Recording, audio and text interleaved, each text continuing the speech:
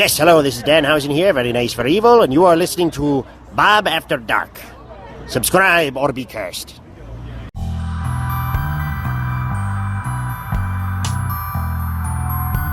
From Mothman and Nessie to the spirit that haunts your home, welcome to Bob After Dark, a podcast about legends, lore, and the supernatural. So turn your lights down and your volume up and enjoy your trip to the shadows.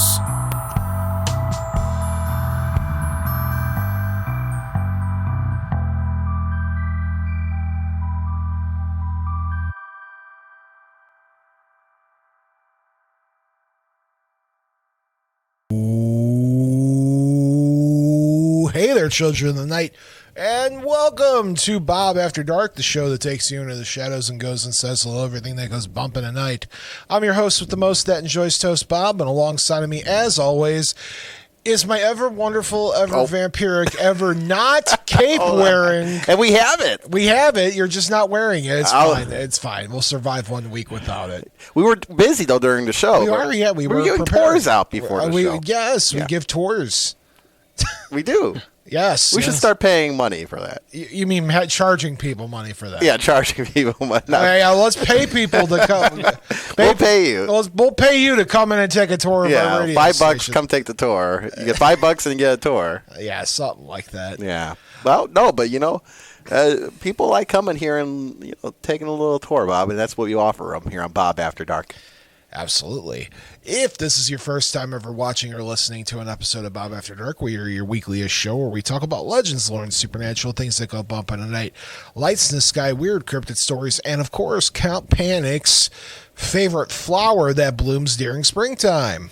We did this last week. Did I really? Remember the lilac conversation? And oh my goodness. Okay. Your favorite. Oh boy. People are gonna think it's a rerun now. Yeah, people are going to think it's a rerun. Oh, my goodness. Your favorite, of course, Count Panic's favorite flavor of ice cream? I'm pretty sure we did that one, too. But that might have been a long time ago. Chocolate. That works. Yeah. Yours? Cookies and cream? Cookies and cream. That's good. People are going to think this is a rerun. Yeah, because I'm pretty sure we did the ice cream question. I'm sure. I panicked. I can't believe we did. Here's something that you remembered on the show that I didn't. Well, I remember because people were chiming in with their favorite flower. Yes.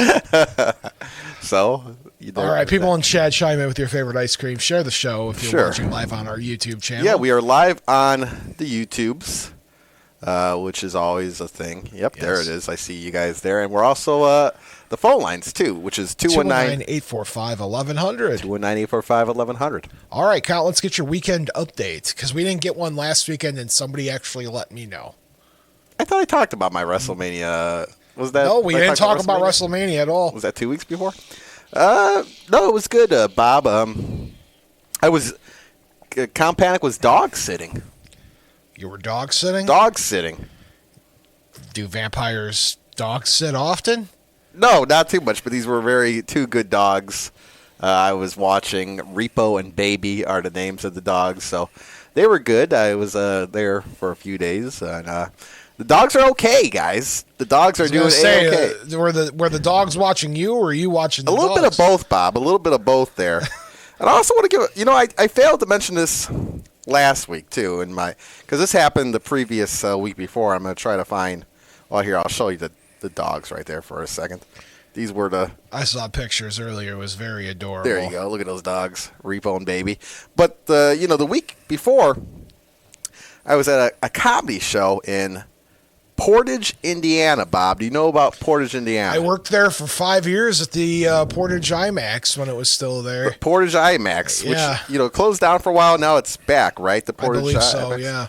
But I stopped at there was a comedy show at a bar down there, and the bartender, the woman that was bartending, and I was going to mention this last week, and I told her about the show Bob After Dark, so I hope she didn't think I forgot about it. Hopefully she's listening this week, but she's very into cryptids. She loves cryptids. We are your show. We are the show, but, she then showed me her cryptid, Mothman, lower back tattoo. So here's the thing. Do you notice one? Maybe. I can't see it on my screen because it's totally black. There you go. You'll have to show me after Yeah. the show. But congratulations on having a Mothman tattoo. That's pretty cool. She I called would it have that. a term I don't know if we could say on the No, air. we but can't use it's that term. I know what you're getting at. It's a lower back Can't tattoo. do it. It's a lower back tattoo, friend. And, again, very cool tattoo, and hopefully she's listening to the show. I was going to mention that last week, but here we are mentioning it this week. She ain't watching now because he totally forgot about her last week. Last week, yeah, well, I know. We were talking about flowers last week, and I got sidetracked. I got sidetracked. Yeah. Bird watching, flowers. It's the magical show here on Bob After Dark. And Heather is in the chat. Heather says, "Hi, Bob, Count Panic," and she knows ahead of time the guest, Tony, here, which she'll introduce here in a second. But she also said, "Aw, sweet pups." Dog emoji. You can use emojis on YouTube, too. That's good. The benefit. You can't use emojis on the phone line, but you can use them on the YouTube. You could say insert laughing emoji here. Yeah, you could. Would you like to introduce our guest this week, Count Panic? Well, it's Tony. I feel like you give, because you know more about the titles and stuff like that. Yeah, but here's the thing: you're the producer. You're the He always guy. puts me on the spot. You're my Ed McMahon. But Tony has a very distinguished last name that I don't want to butcher. That's the problem. Because I think you don't want to butcher it as well. I would be a terrible host if I would not have known my own guest's last name and how to pronounce Can you it. pronounce it correctly? I certainly can, but can you? I don't know. That's why. So we're going to pass it over to our guest to introduce himself because our producer. And I don't know if you can pronounce it. I can produce. That's not my job. Okay, does it roll off the tongue? Tony, The producer is supposed to introduce the guest, not the host. we stopped that for a while, though. No, we didn't. You introduced the Zoom guest last time. No, we didn't. Yeah, you did. Bob number one, and yeah. Why do you hate me? I know. All right, guest, who are you? What is your name? Tony Szabelski. Szabelski. See, I knew that. You should know how to That's pronounce Polish. It is Polish. it. It is Yeah. Polish. I don't want to hear it from you. You got well. You're Polish too, but you got to I pronounce know that. John's going to call in later and shoot you That out. ski at the end is The crucial. ski, to yeah. Yes. Right. So who are you? Who am I? Yes. Well, I'm a paranormal investigator. I'm a 16-year tour guide in the Chicago area. I'm a researcher, lecturer.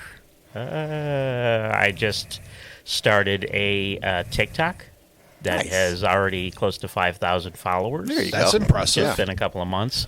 Chicago And- Ghost Guy, right? Chicago Ghost See, Guy. I That is I it. know it. That is That's it. See, Count. That's how you're supposed to introduce a guest: is know a couple things about them. Oh, now I got to know a couple of things too. See, there's more. Every week I get loaded with more work, Tony. Yeah, that's how it is. No respect around here. I swear. Is Bob supposed to do everything? Is Tony our producer? I don't know. I'll jump shows. Jump shows. So, tell us a little bit about the world of paranormal tour guiding. Well, I started as a tour guide 16 years ago. I met a lady named Diane Ladley. She owned a tour company in the suburbs of Chicago. I actually met her at a ghost conference. You know who Troy Taylor is? Yeah. Yes, I met Troy Taylor's Haunted America conference in Decatur. And she was just doing tours at the time in Naperville. And she wanted to, I got to know her. I went to a few events with her. She wanted to expand her company to include Elgin and Aurora, and she asked me if I'd be one of her tour guides, and that's how I got started in it. Interestingly enough, she works for the company I currently work for, American Ghost Walks, giving the Naperville and Aurora tours right now. But it's a fun job. I mean, it can be a little repetitive because you do a lot of the same tours over and over again, but it's always different people, so you get different responses. From the ghost as well, probably. From the ghosts as well. Yeah, the ghosts don't always do the same things twice. Yeah, that's a good thing about the ghosts. And some of the tours, they're very history based, but we do use paranormal equipment on them along the walks or when we get off the buses. So it is kind of interactive also too. That's interesting. I skipped a question, which is probably the most important question, is tell us where your love of the paranormal begins. Well, it started with a sad event, my father dying when I was 14 years old. I was at his wake. He was laid out in his casket. I was up there with him, and in my head, I didn't say anything verbally, just in my head, I thought if he can give me a sign that wherever he is, he's all right, then I wouldn't worry about him. And in that moment, the lights in the funeral parlor went off, and they came right back on. So that made me interested in it. Growing up in Chicago, which I did for the first 20-some years of my life, I would hear a lot of stories, haunted places, gangster stories and things like that. Gangsters still haunting places. Al Capone haunts almost every place. I was going to say, Al Capone haunts every location in the greater Chicago. Probably, yeah, Northwest Indiana, Northwest Wisconsin. Indiana, we have John Dillinger haunts every Dillinger place. haunts every place, too. He hung out a lot of places. They do, yeah. Well, that leads. May I ask a question, Bob? You? Are you sure you're okay with Well, it? because he just brought up something interesting. Can say Dillinger, Capone, any spirit or ghost out there, can they haunt two places? Are they stuck to one place? You know, I mean, there's theories out there that some spirits are stuck, that they have to stay in the one location where they're at. But then there's other theories that say if you do the crossover and you're not like an earthbound spirit, you're free to roam and you can go anywhere you want. Go to any establishment you want. So so maybe it's possibly true. Maybe Al and John are just hanging out wherever together. Yeah. Mm-hmm. So, from an unfortunate event, then you had the lights turn off. Do you think it was the correlation of the two was a significant actual paranormal anomaly? Oh, I do. Yeah, I do. Okay, that's good. I had similar story when my father was passing. His TV turned off right before his passing, and I was like, well, all right, Dad, I get it. So I understand how that could be where tragedy happens, and then you're like, oh, okay, there's your sign. Right. Where do you go from there then? As far as paranormal interest is concerned. Well, I mean, in the beginning, it just kind of started out watching documentaries on TV. There wasn't a whole lot back in those days, and I'm talking about 80s, 90s.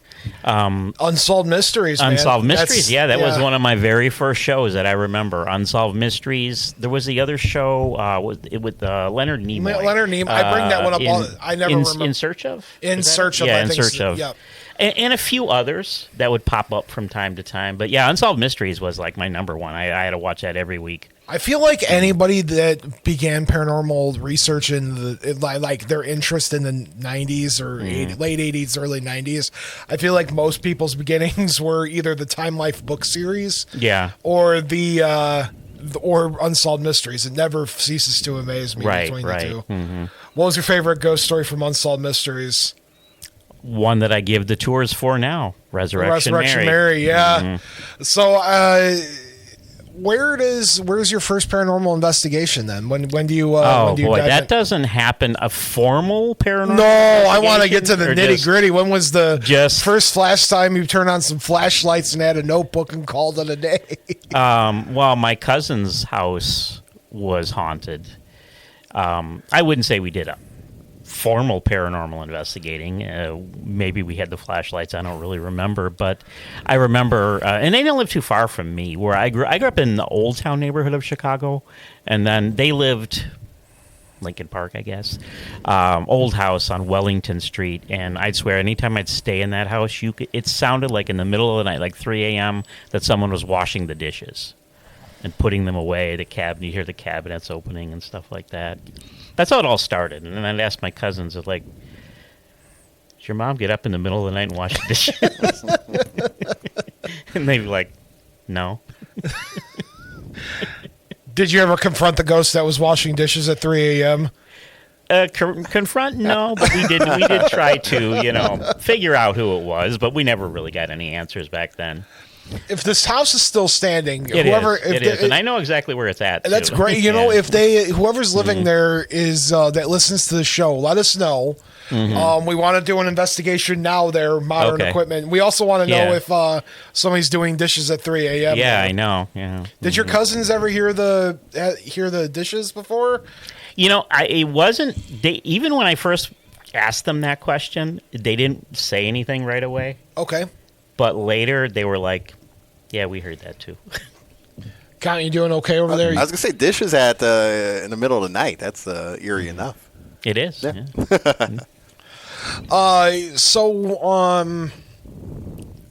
You spent most of your time in Chicago, which is one of the most haunted cities in America. Yes. And I swear that every location is haunted in Chicago.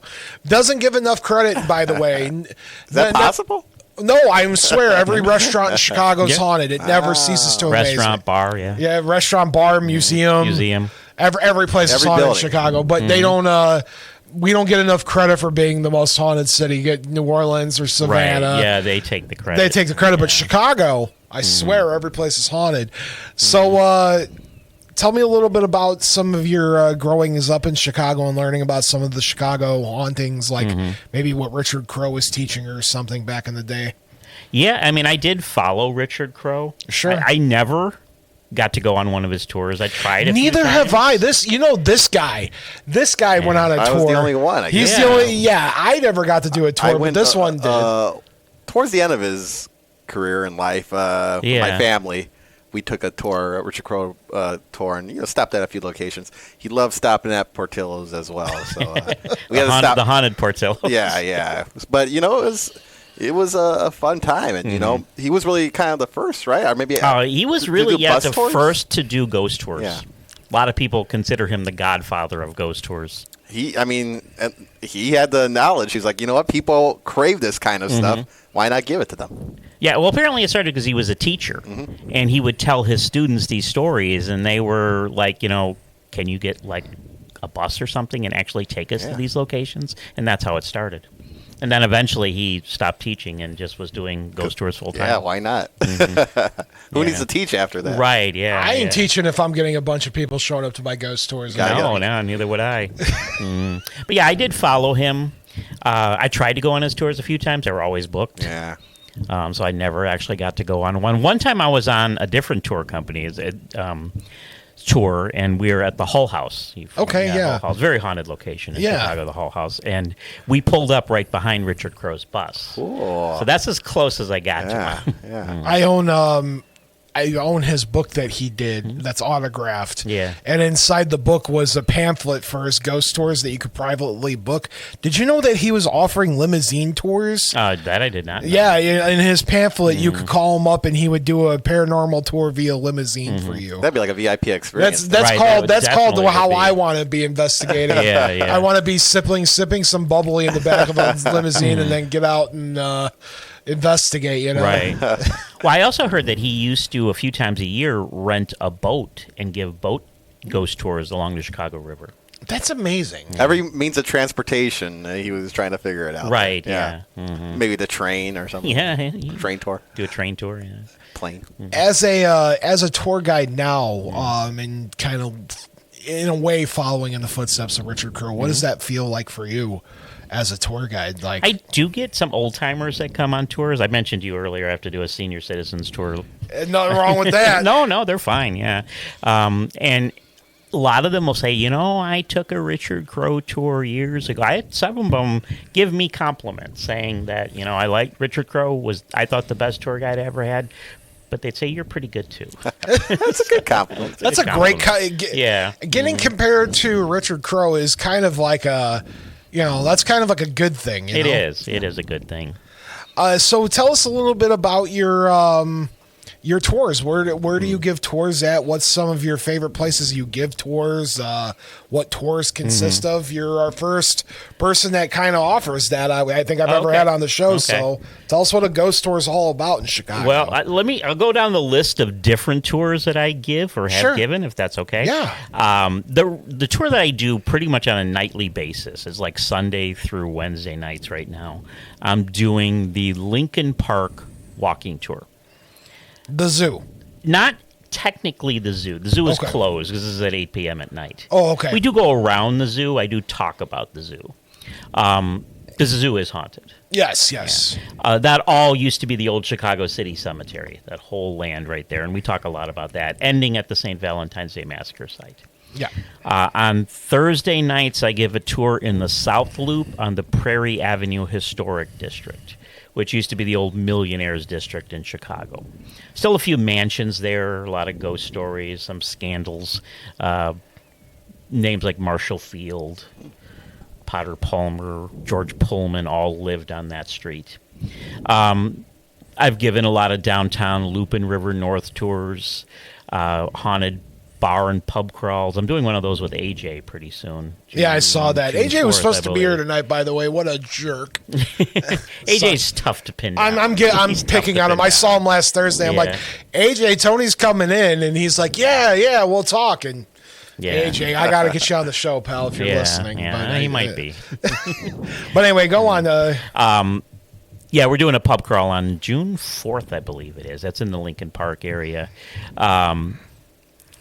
I do the regular haunted history bus tours, which is it's like a 5-stop tour. Lincoln Park, Hull House, Eastland Disaster Site, the Iroquois Theater fire stop, and the Valentine's Massacre, St. Valentine's Day Massacre. Then I do the Devil in the White City tour, which is all about H.H. Holmes, and we go to the Murder Castle site on the south side of Chicago.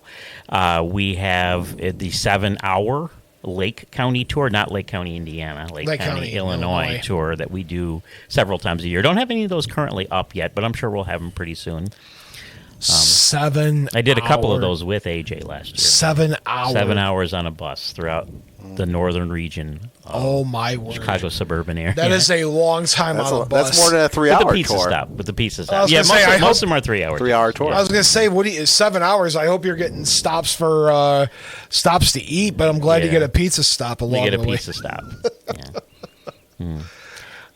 Let's see what else I've done. I've done the Naperville tour, Elgin, Bluff City Cemetery in Elgin, which we do at night. I'll probably do that a few times with AJ this summer at some point. The church in Cicero, which you haven't been to yet. I have not. No, the spiritualism church, right? Yeah, Yeah. the spiritual church. Used to be an old funeral home. That's an interesting place. Aurora. I've done several different tours in Aurora, the old roundhouse. The brothel, yes, I know is there as well. The brothel? Yes. Which one was the?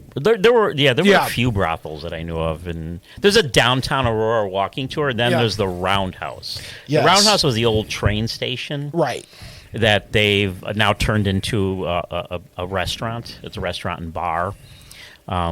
Very interesting place. I got to investigate that a couple years ago too. And they do a tour on Tuesday nights inside there. American Ghost Walks does, and I've done that for them before. Count, you doing okay over Doing there? okay. At 219-845-1100 is the number 219-845-1100. Tony, when you're giving these tours, though, has anybody ever come up to you and say, man, oh, wait, we got a phone call. Let me save my question because I want to get to the phone callers here because I just brought it up. So let's see. Let me try to get this caller on the line here. And I'm going to do it with the power of the internet, if you guys know about that. Yes. Let's see if the caller's on the air. Call, you're on the air. The caller is on the air. Can you hear me? John, how's it going? Hey, it's going pretty good, Bob. How are you? Oh, doing good. It's nice to hear from you, John. Yeah, I got to ask your guest. Hey, being of Polish descent myself, are there any Polish establishments out there that you ever came across of that might need a little paranormal investigating? Wow. This is the proper question if I've ever heard. I heard Do they more have so- Yeji there? Yeah, as do well? they have Yeji? That's the Yeah, that's the main thing. I mean, and I'm not saying after you have a few Yezhis, before you have a few Yezhis. Yeah. Any haunted But if not, Polish that's okay. locations? I mean, Well- hey, Yeah, one of the walking tours, bar crawls, I did one with Jack Chavez a few Yeah. years ago, is the Wicker Park Bucktown neighborhood of Chicago. That used to be known as Polish Broadway. There were almost all the I establishments. thought that was downtown Whiting, Indiana. Well, Nah. that's, yeah. That's Polish suburban. Yeah, I guess so. Yeah, most of the establishments back there were Polish, and the Gold Star Bar was owned by a Polish lady for like 60 years, and she had the brothels upstairs. Oh, good for her. Side work, huh? Yeah, got to make a little extra money. Yeah, So that's haunted. That's interesting. It's haunted, yeah. Isn't the bar across from Resurrection? Yes, Cemetery Chet's Polish, Melody Lounge, yeah. Mm-hmm. But that is not. That is nothing going on over there, though. That's just. Oh, there's ghosts in Chet's Melody, yeah. There are definitely ghosts in there. Polish ghosts? Or? I've talked to the owner several times, and his wife. They've experienced things Al there. Capone was The supposed women's Al Capone was there. bathroom. I mean, The women's bathroom doors. Women's Are they, bathroom. It's always the women's bathroom. Are they Polish ghosts, though? The ghost or the owners? Well, both. Well, no, I know the owner is Polish. Yeah, the but owner's I mean, Polish, yeah. The ghost, maybe. I mean, Resurrection Cemetery is right across the street. That was a huge Polish cemetery at one point. One of the potential the- Resurrection Mary victims could have been the Polish, correct? Right, yeah. Yes. I mean, the Jews come out with a E-I-E-I-E-I-O or nothing like that, and you were there, right? So No. Tony knows, the producer knows about that. Bob knows the song, too. Yeah. So, yeah, one more question. So you named quite a bit of places that, any one particular place that, you, that really said, blew your mind as far as, all the places you've investigated or went to? The Congress Any one Hotel. particular The one? Congress Hotel in downtown Chicago. Okay. That I'm going to be there this Saturday with AJ. We got 2 different ghost hunts. That to me Well, is quite interesting. I never heard of any of these places, to be honest. Oh, no. Just the cemetery. So What makes that place so special to you? I've had many personal experiences there. It's just an old, creepy hotel. It was built in 1893 to house people that were coming in for the World's Fair of 1893. There have been a lot of suicides in the hotel throughout the years. The lobby. Neither of you ever been to the Congress? You've been there, several times. Yeah, I've never been on the actual inside of it. You always pass it. But. Right. The lobby is beautiful. Yeah. Upstairs isn't as well kept or beautiful. Yeah. It looks like sections of it they haven't renovated since 1890. There's wallpaper coming down off the walls. That's the charm and of chip it, though, right? baseboards Yeah. and walls that are like punched in and. Well, if you Old remodel, carpeting. you lose the ghost. So you Right, can't do that. exactly. I mean, there's sections of that hotel that look like The Shining, narrow hallways. Yeah. So it's definitely an interesting, creepy hotel. And I Well, saw a what, couple shadow figures in there. I'm sure Bob, you'll give out his information towards the end of the show. or Oh, whatever. absolutely. Oh, yeah. We'll have that, and then in the show notes for the podcast, folks, I'll have Tony's info so you guys can book him for a ghost tour. All right, hey, well, I appreciate you coming on the air. You're very interesting, and I'll continue to listen. Thank you, thank to you. So you guys have a good evening. Thanks, John. Yeah, Appreciate take you it. calling in. Do we have another caller? Let me drop that one first. No, we're still good. Okay, excellent. 219-845-1100. So that leads to a good question. Other than the Congress, where are some of your favorite places to give tours? Bluff City Cemetery in Elgin. We do get access to that cemetery at night. Again, not too many people are familiar with Bluff City Cemetery in Elgin. Well, tell us about it. It's like 140 acres, I believe. It's a big huge. cemetery. It's huge. It's gonna take 7 hours to get through that. It would. But we only kind of stick to the older section. Okay. We don't go as far out as the newer sections. It's a lot of old, like, Gothic monuments in there. They filmed a version. It wasn't the actual Nightmare on Elm Street. It was some version of Nightmare on Elm Street in that cemetery. Oh, very cool. It's actually a bench that says this is the section that they used for filming Nightmare on Elm Street. There have been everything from shadow figures in there reported, apparitions, people being touched, tapped on the shoulder. I had a girl near there's a grave in there, looks like a little log cabin. It's an early pioneer settler's grave. And I had a girl on a tour several years ago Summertime, warm out. She was wearing an open back dress. She got 3 scratches down her back. Didn't know why at first. But as I was talking about that area, I mentioned to her that there's a Jewish section just right behind that. And later on, after the tour, she came up to me and she said, I didn't want to say it when people were around, but my tattoo on the back, right above where the scratches are, is anti-Semitic. Oh! Wow. How about that? Huh. They knew it. They knew it. Yeah. Mm-hmm. Even the ghosts know. Mm-hmm. Huh. I don't have words for that. I Yeah. guess. Yeah. Well, kind of my question before the call there kind of leads to people going on these tours. Has anybody ever came up to you and said, listen, we got to stop. I'm too freaked out There here. have been a few, yeah. Take the bus. Let's go back. Like, what well, are you not doing the that? bus. Not so much on the bus tours, No. but like if we're in the cemetery or maybe if we're in the Congress Hotel too doing much. an investigation, people have said. Last summer, we had a couple people say to me and AJ when we were out at Bluff City Cemetery that it's a little too much. Can you show me where the exit is? There's no exit. This is you're stuck. Yeah. No, Reaper's Realm. It's a 3-hour tour, and what happens at the end of the 3-hour tour? Because I think people don't expect sometimes. They, sometimes you go on these things and you might not get much, but sometimes you get a lot, and then you're overwhelmed by it. We got Windstorm chiming in. Hey, guys, just wanted to pop in and say hi. Hello to you, Windstorm 1 as well. So YouTube is also open. Yes, absolutely. Now, when you're not giving tours, you're also doing traditional investigations as well. I was actually lucky enough to do an investigation with you recently, you and AJ, over at the Doghouse. Doghouse, yeah. Where are some of your favorite places to kind of let loose, as they say, let your hair down and do some investigation versus spouting off facts on a tour? Because a tour is a tour, and I say this as a tour guide myself, which I do every October. I work for a company and I do ghost tours, so I know how it is. Tony is way more used to that than I am. I mean, this guy's doing it all the time, and you're spouting off the same facts every day.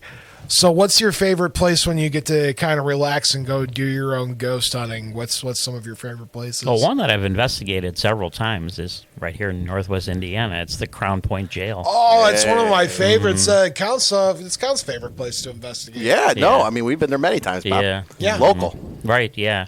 Definitely that church in Cicero is another one of my favorite places. Let's go back to the jail cell for a second. The ghost of Dillinger, what do you think? Is he there? He broke out of there. He broke out of did, there. yeah. If I was his ghost, I wouldn't want to be there. Well, they But, make a big thing. They got the little marking on the cell, but a lot of times they're like, well, it's haunted, but we don't know if Dillinger is really here. Yeah. And how do you really prove that? I guess. Right. I mean, you could ask them questions, but they could lie to you too. True. Yeah. Could be somebody else, some other prisoner. I have never had anything in there ever want me to feel like John Dillinger's there. Yeah. It's like when people were saying that the Joliet prison was haunted by Gacy. And Gacy was only there for, a very short amount of time, right?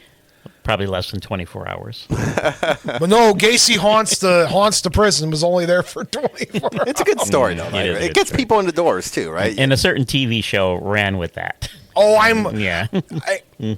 I'm not going to go into it, but I know the person who played Gacy in a certain TV show.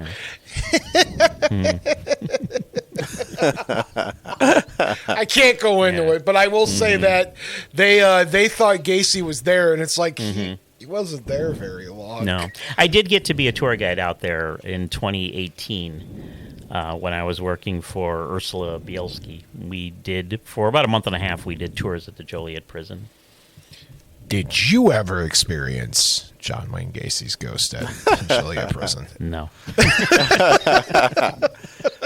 But how do you prove that, right? Yeah, you wouldn't be able to. Because it's really hard. I mean, it's one thing to feel the paranormal presence, but who was that paranormal presence, right? Right, I mean, that's even tougher. But why, like, the shows make such a big deal of Gacy when there were other very interesting prisoners there, like Richard Speck? I don't know who that is. Tell us You don't know about who Richard Speck. No. is? Or Babyface Nelson? Okay, yeah.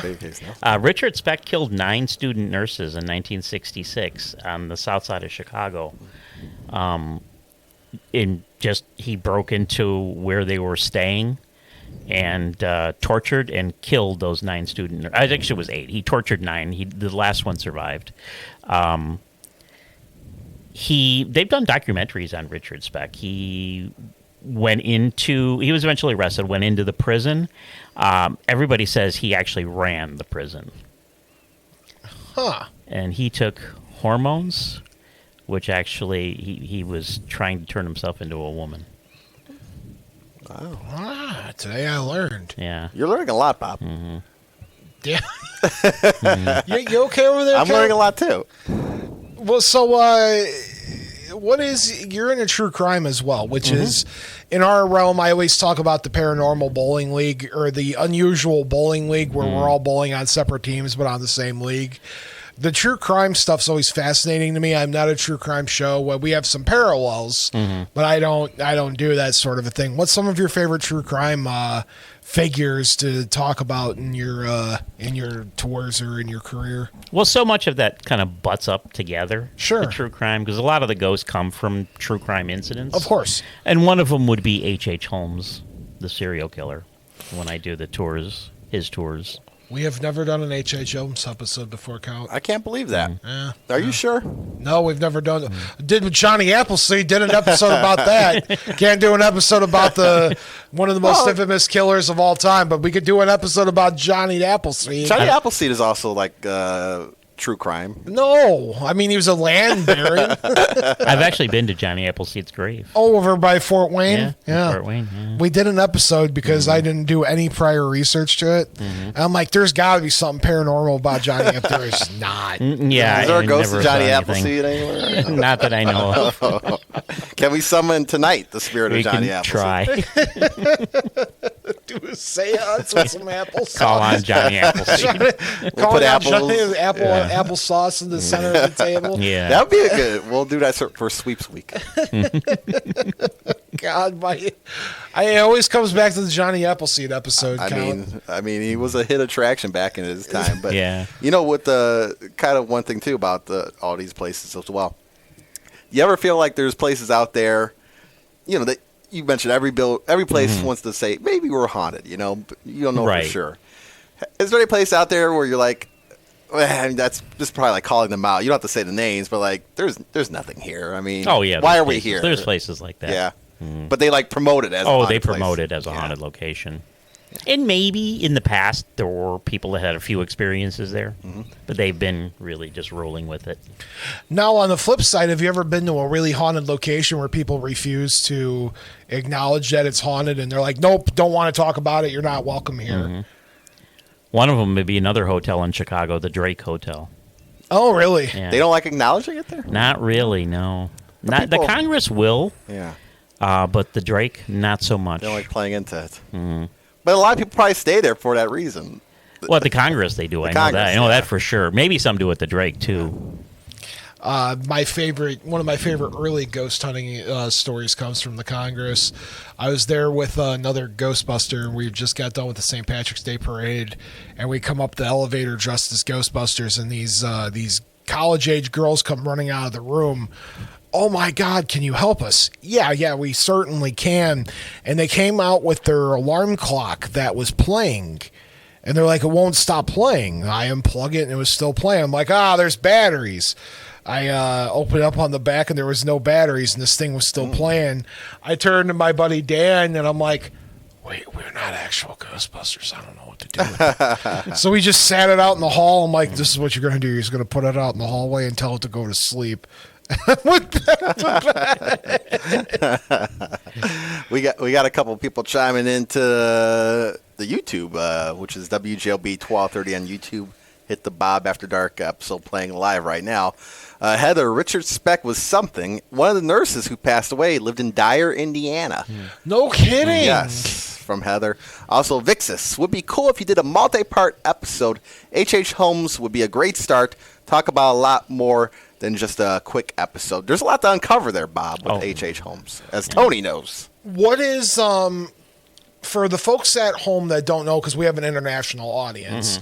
Now, I know H.H. Holmes is its own episode by itself. Yeah. If you could just summarize it in 5-10 minutes, what would you tell us a little bit about who this is for the folks that don't know? Okay. Well, H.H. Holmes was an actual trained doctor. He graduated from the University of Michigan about 1885.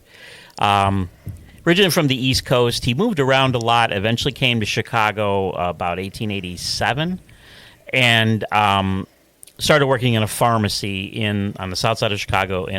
It wasn't even it's now the neighborhood of Inglewood. It was kind of like the suburb of Inglewood back then. Once he made enough money, he became a pharmacist here. He never was a doctor in Chicago. Once he made enough money as a pharmacist, he bought some land across the street from where this pharmacy was, and he started building a building. Initially, the building was just one floor. He eventually adds a second floor with short-term apartments.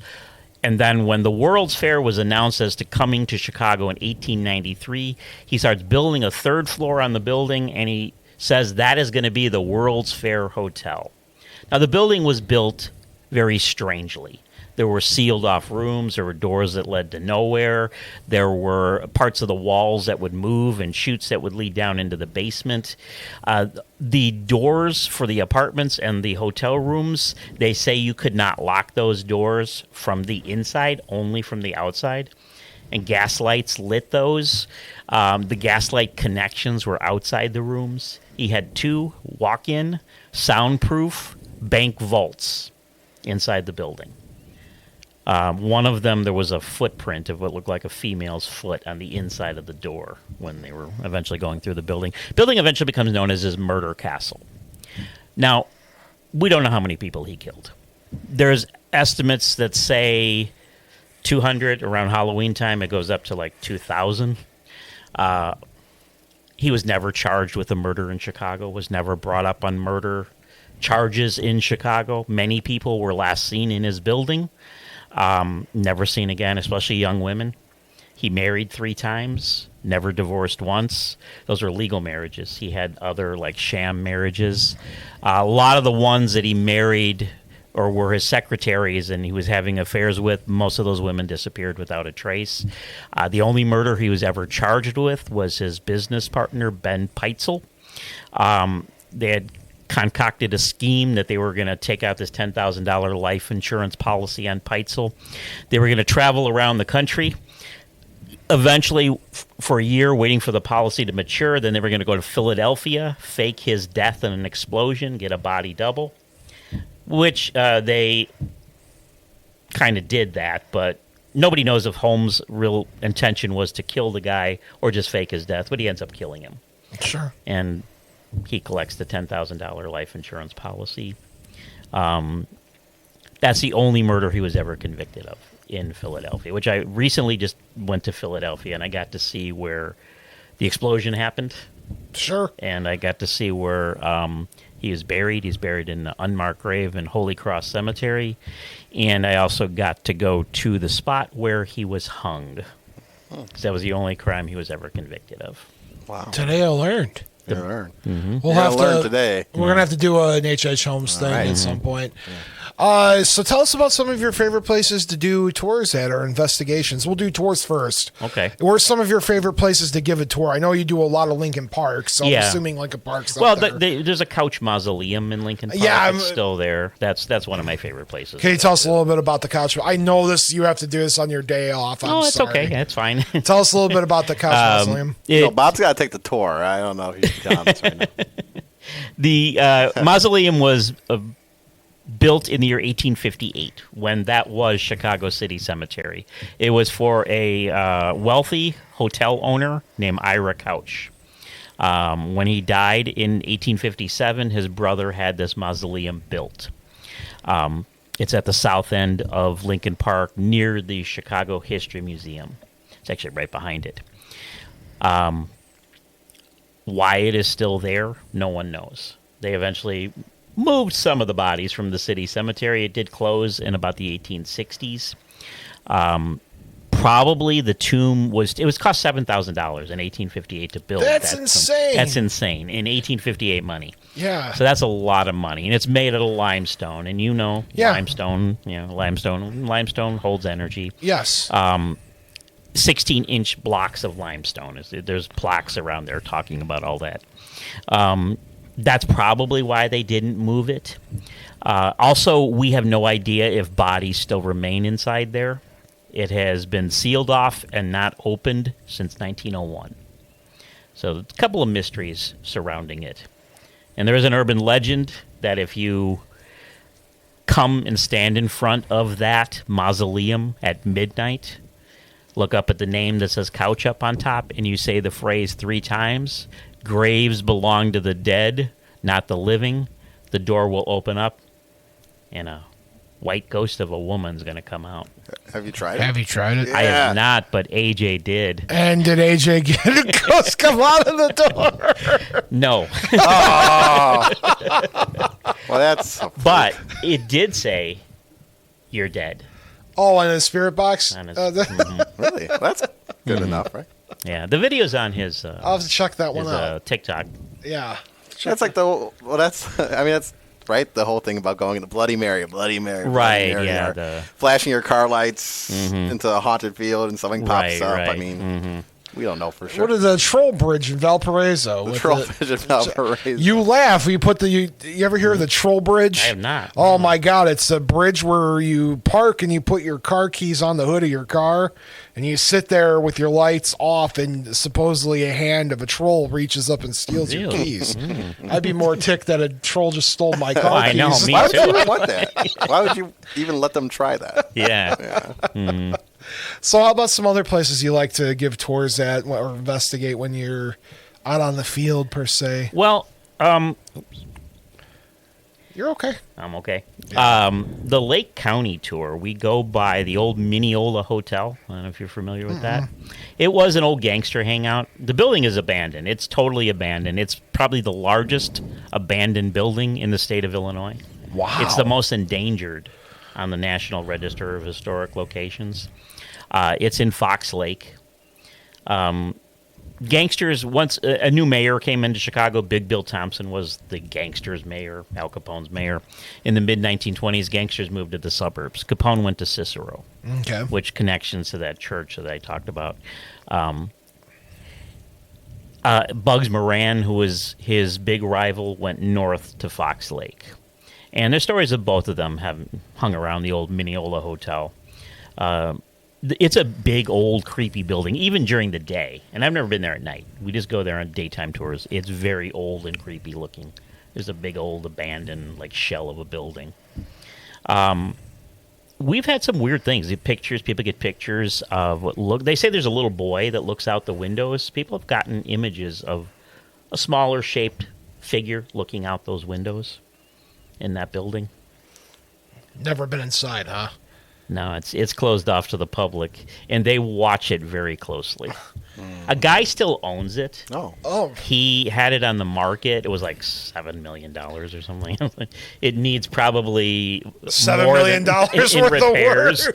work. We got that in the budget, don't we? I think we Yeah. could go in there. Yeah. Mhm. I would love to go inside that building. We'll get a press pass. But the guy apparently lives right around. Yeah, if you get a press pass, that Yeah. might. Yeah.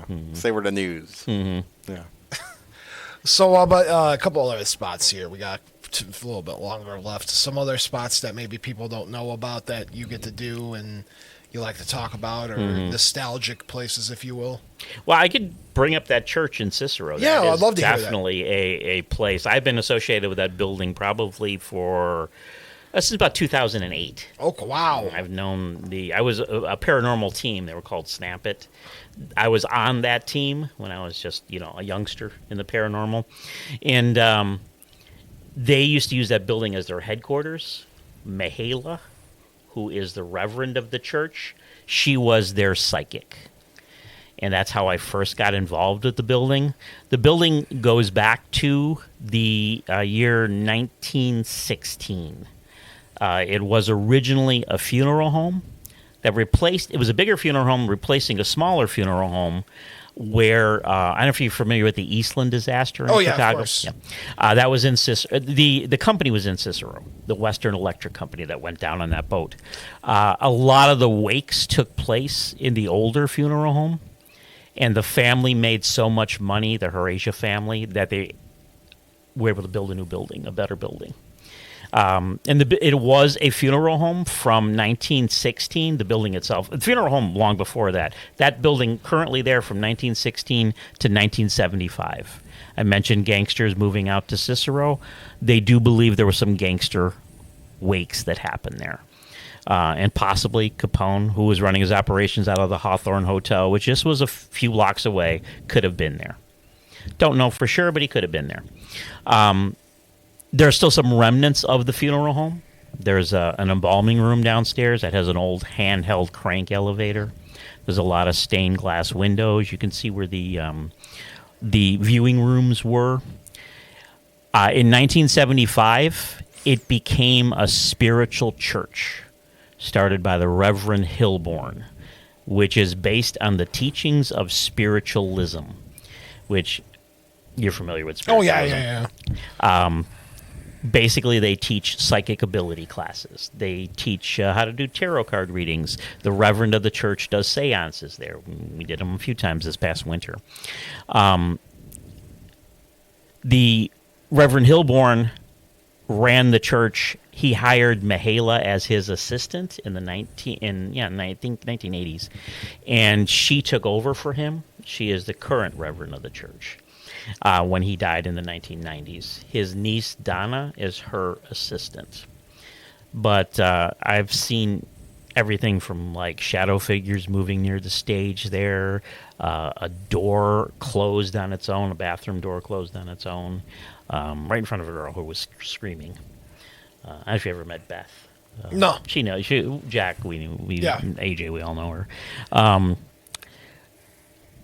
AJ's spirit box, the speaker to it burned out last year. Just started smoking. Oh, that's good. What do you do when that starts happening, Tony? What's the protocol? Buy a new speaker. Buy a new speaker. No, he was like, that's the only time I've ever seen that happen. Probably not a good sign when your spirit box starts. No, when your spirit box starts smoking. Does that mean the spirits are released into the wild? Yeah, maybe. You know, a spirit box don't trap spirits, right? That's Ghostbusters. That's Ghostbusters. It's called a ghost trap. A ghost trap. But the spirit box itself has the voices, right? So they Right, could go right. out there into the ether. What am I doing with you? Well, you know how this works, Bob. The Ghostbusters. couple of years. You've been doing the show for minimally a couple of years now. Minimally. Oh, Bob, it's been like 20 years. I swear. You always come up with this different number every year, and it never ceases to We're amaze at me. episode 3024. No, we're not. We're not? Why? We're not? We have a few more minutes left with Tony here, Count Panic. Yes. So let's focus on our guest here. And folks, we still have some time for phone calls, 219-845-1100. We got South Shore Steph chiming in Hello, Steph. on the, she says hello. Hello, South Shore Steph. She's tuning in. Yes, it's always a pleasure when we get to hear from South Shore Steph. Remember, lilac was the flower I believe she chose last week. I can't believe I asked that question. Yes. Okay, moving on. They asked the same question twice. I know. It's over, Count. We lost Bob after dark. It's over. It's over. So, Tony, tell us a little bit about your some of your favorite equipment you like to use when you investigate. Spirit boxes. Which Definitely. do you have a spirit box in particular you like? more than The another? SB7. Okay. Is there a particular reason you like the SB7? I just think it works the best. I've had others. I have others. Yeah, I had SB. I have the SB box from Ghost Hunt or Ghost St. Augustine. Mm-hmm. No, from Ghost Stop. And then I have the Stop, SB 12. I have the 11. Yes, the 11's awesome. I'm a big fan of all of them. They're all good stuff. What's some of your other favorite equipment that you get to use when you're doing these investigations?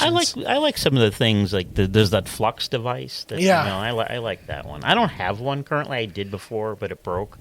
But whenever I'm with like AJ, he has one, and other investigators.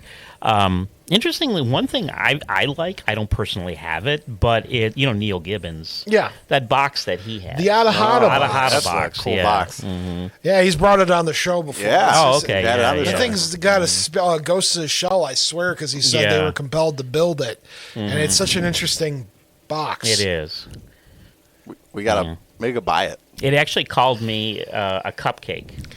Oh, that's nice. It never says anything. I was touching the thing, and they asked, who is this? And it said, cupcake. I've never had anything nice ever come At through the for me at the... Be called, that's a nice thing to be called, right? I know. Do you remember when a couple of years ago, we were on Neil's tour account, Yeah. and the thing called me an a-hole? You remember that? Well, you were egging it on. I was not egging it on. I just said, hey. I said that. I was like, oh, hey. Bob likes to poke the spirit. I don't poke the proverbial spirit. What do you mean I poked the proverbial? I think you were just trying to get a rise out of him, I Bob. literally touched a piece of copper and said hello, and it called me an a-hole. Well, can't touch the copper. Right, Tony? Well, that's what he wants. He wants you to touch the copper. Look, That's but don't what touch. No, you got to touch Neil, the copper. Neil wants you to touch the copper. The copper, it's a conduit. It's a I don't know, yeah. Bob. If it starts smoking, that's on you. Well, yeah. Yeah, if I start smoking, then it becomes a bigger problem. Yeah. What is your what is the one piece of evidence that you feel like you can't explain away that keeps you going? Like every investigator has what I call their Moby Dick moment when they're like, "This is my evidence. I can't explain it." Yeah. So what's that one? Unfortunately, mine was never caught on camera. Neither was mine. So I get it. It was a personal experience, and it happened at a place called Ashmore Estates. Yeah, I'm familiar. Have you been? I've never been. Okay, I've been twice. This is the second time I was there. It's a 3-story abandoned old was a psych hospital. Was a poor farm, then psych hospital, then abandoned. Now they are slowly renovating it. They rent it out to paranormal investigators. We had a group of probably about 10 of us there a few years ago. There's not enough electricity or anything for us to stay in the place overnight. They have little bunkhouses that you stay in. A lady came by earlier, gave us a tour. I was the one running the thing, so she told me at the end of the night, make sure you lock this back door. She showed me how to lock it because she said if somebody breaks in here and causes any damage, you're responsible for it. So I wanted to be careful about that. So as it got near the end of the night, we're talking, 3, 4 in the morning, we're about to end. I had thought I gotten everybody out of the building, but when I counted, there were 2 people missing, 2 guys. So probably shouldn't have done this by myself, but I wasn't thinking in the moment. All I was thinking is that she said, make sure you lock that back door. And I decided to go through this 3-story abandoned old mental hospital by myself. And I got through like the second floor. I mean, nothing bad happened to me. I'm just walking along, and I'm just thinking, maybe I should have got somebody else to come with me. As I got up to the 3rd floor, I still haven't found these 2 guys. Come around the corner on the 3rd floor, I see standing down the far end of the hallway this tall, skinny, shadowy figure. And it's moving around. One of the guys was tall and skinny. And I started calling his name. His name was Matt, and I'm like, hey, Matt, we're closing up for the night. And like, no answer. Then I called out again. No answer. But I still see the shadow figure move, and it kind of disappeared down the hallway. So I decided to go over there and see why they're not answering me. And I get there, and nobody's there. Nobody's in any other rooms. I just kind of flew down the 3 flights of stairs at that point. Did you ever find the 2 guys? Yes. They actually went to a Casey's gas station to get snacks. And we're not in the building. How about that? We got a call. Call her on the air. Oh, no, it's just South Shore stuff. Hey, South Shore stuff, what's crack-a-lacking? Oh, it's a caller. I know, and you're just as important as any other caller. Honestly, I was just kind of calling to make sure that I could hear on the original, because I was listening on my phone, but then you were talking about all these, stories, and it got me thinking, have you ever watched any of American Horror Story or anything like that? Because what you were just describing, honestly, to me, sounded like the first season of American Horror Story. I believe that was the H.H. Holmes story was, that yeah. they did, yes. Yes. Yeah. Okay, and I just started listening within 5 minutes, so I apologize if I missed like anything. So that's they based that for the show? Yes. Oh, okay. Yeah. The more you know, Bob. Right. Oh, perfect. I mean, that was one of my favorite shows. It kind of dwindled off at the end, but honestly, I'm just glad that this was a good show, that you guys had a good time, and I just wanted to call and say hi. Thanks, Steph. We appreciate you. Tony, Stephanie does a lot of the, for tourism around the region. Tony, Oh, okay. Do you know any of haunted spots here in the region that you mentioned some Chicago spots, but Well, anything- South Shore, is that like the neighborhood of Chicago, South Shore? no, it's here. It's the this Northwest area. Indiana. Northwest Indiana. But you mentioned the okay. Crown Point Jail. Crown so- Point Jail, yeah, definitely. That's the big one? I did. You went there. I know that little schoolhouse and Little Red the Little Red Schoolhouse. Schoolhouse. We actually had a lot of activity. Yeah, in that it was an place. interesting Yeah, it place. was a very interesting place. Stephanie, you gotta get Tony to do Yeah, the guest here, Tony, to maybe do a haunted tour of the region or something like that. yeah, I could do that. Oh, sorry. I thought you were talking about yourself in third person. No, I'm Count Panic. I don't Yeah, have a yeah, first he's- name. His first name is Count. Jeez, Steph. Yeah. There was a museum I did I years know. ago in Valparaiso, Indiana, too, but I don't know if they still do investigations there. I think it was called like the Porter County Jail or something like that. I have been there. I don't think they do tours anymore. Yeah. Well, the they more don't you do know. regular tours at the Crown Point Jail anymore, Oh yeah, right? yeah. Like, Crown Point all the time. Oh, okay. I thought it was just for Halloween and like. special No, they go. occasions and I everything. think maybe they close up for a few months in the winter, but they're through most of the year. It's crazy because I toured it not too long ago with like a PBS crew that wanted to come and like tour Crown Point, and they went in there and they said they're very restricted on events they can host because you have to have so many emergency exits for people that are there for the event. And they used to have like 20 people in a cell, and like that's not made for people to escape. So they literally can only have, I think she said it was like a maximum of like 50 people for an event. So it has to be like an in and out kind of thing. But she was trying to tell me how they were trying to have more events there that are very like, maybe a cocktail and sip with okay. John Dillinger or something, but they can't do it because they can only have so many people. Oh yeah. John Dillinger You don't did want people escape though. escaping from a jail. John Dillinger. John for sure. Dillinger John did Dillinger did escape escape there. though. Yeah. Exactly. They should point that Like, out. They say, "Hey, John Dillinger escaped." Yes. That's what they. That's a Where selling would you point. keep your Right, system? yeah. Yeah. Yeah. Well, Steph, we appreciate you calling in. No, appreciate you guys. Glad I could give my nerd of. I didn't even know you guys were talking about American Horror Story kind of stuff. So, but, Well, there we go. That's Yeah. we'll do an episode of dedicated to American Horror Story one time. yeah, just talking to me about the episodes. Maybe I'll reach out to the actors. I think all of those right. are kind of Great loosely show, based guys. on Have a actual good stories. night. Yeah. See you, Stephanie. See you, Steph. Thank you. Bye. Bye. All right. Let's see. Now, if I drop the call successfully, there we go. But yeah, I mean that's the thing. The region has a lot of, as you know, Tony, a lot of stuff going on. Isn't there a guy that does tours up here though? In There's a couple. Pete Grice does a couple yeah, tours. Pete, yeah. And then But there's there's another guy I've met before. Mike McDowell. Mike McDowell. Yeah, Yes, see, Mike McDowell. I've never had Mike on the show. I don't think I've ever met him, and I know he does ghost tours. So, Mike, if you're listening, we'll have you on the show sometime. Yeah. But then I do. I've met him a couple times. Yes. Now, Tony, we're running out of time here for the show. And before we go, I always, first off, need to do your plugs. Where could people find out about your tours? Where could people find out about you? What are you working on, et cetera, et cetera? Okay, well, I've got pretty much now we're starting to get into the warmer months. So pretty much I'll have tours every night of the week. Lincoln Park, Prairie Avenue, bus tours, the H.H. Holmes tours. Those can all be found. The Lake County tour eventually, Resurrection Mary, I do that tour too. Those can be found through American Ghost Walks or Chicago Hauntings. I do other things, with AJ Yep. True Crime. You can find stuff through him on that. I do some things with Jack. Jack always puts things up on the Paranormal Chicago promotions page. People could reach out to me through my Facebook page, just the name Tony Szabelski, or my TikTok, which is Chicago Ghost Guy. Anybody want to follow me on TikTok? Trying to get to 10,000 followers. I think those are pretty much all the places you can find me. Excellent. And are you working on anything new? Any kind of tour that you can tell us about? Well, always kind of working on something. I mean, me and AJ have discussed a bunch of different types of tours. We did do a Mothman tour last year. Very cool. Around the O'Hare Airport area. Yeah. We'll probably do that again.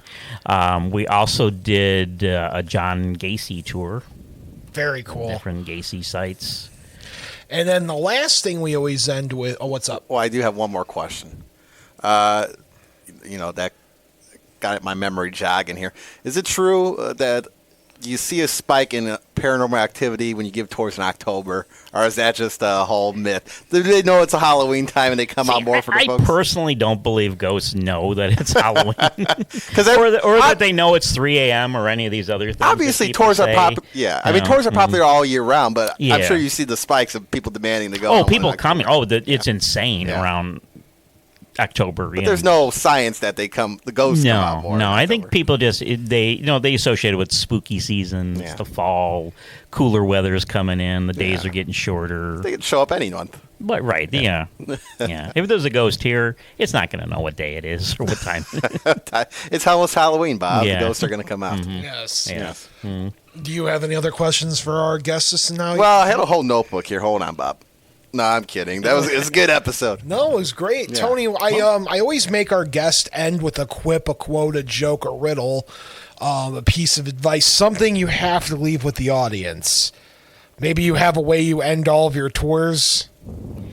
Catchphrase. Well, a lot of people ask me about, their fears of taking something home and spirits and things like that. My thing is always fear the living more than the dead. Oh. Hey, that's good. Put that on a T-shirt. Got any closing words for the audience this evening? No, I think everybody go take a tour when you get a chance. I mean, it's better this way. A lot of people maybe try to go out on their own, but you don't learn the history. You don't learn the backstory. Mm-hmm. You really should be taking advantage of one of these tours. Absolutely. All right, folks. Thanks for watching and listening to another episode of Bob After Dark. On behalf of me and Count Tony, we just want to say goodnight to all of you. And to my mom, I just want to wish you sweet dreams. Dad, wherever you are in the universe, I hope you're happy, comfortable doing whatever it is that you want to be doing. And to Tiff, I just want to wish you sweet dreams to them all. Good night, everybody. And remember, the two most important rules of Bob After Dark are not all who wander are lost, and as above, so below. Until next time.